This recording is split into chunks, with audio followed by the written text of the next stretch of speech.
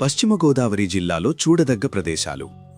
ద్వారకా తిరుమల ఆలయం, చిన్న తిరుపతి, వెంకటేశ్వర స్వామికి అంకితం చేయబడిన ప్రసిద్ధ కొండపై ఆలయం. శ్రీ క్షీరరామలింగేశ్వర స్వామి ఆలయం, పాలకొల్లు, ఈ ప్రాంతంలోని పవిత్ర పంచారామ శివాలయాల్లో ఒకటి. శ్రీ సోమేశ్వర జనార్దన స్వామి మరియు మావుళ్ళమ్మ దేవాలయాలు, భీమవరం, గొప్ప సాంస్కృతిక చరిత్ర కలిగిన ప్రసిద్ధ దేవాలయాలు ఉన్నాయి. శ్రీ వెంకటేశ్వర స్వామి ఆలయం, జంగారెడ్డిగూడెం, సుందరమైన కొండల మధ్య ఉన్న పారిజాతగిరి ఆలయం అని కూడా పిలుస్తారు.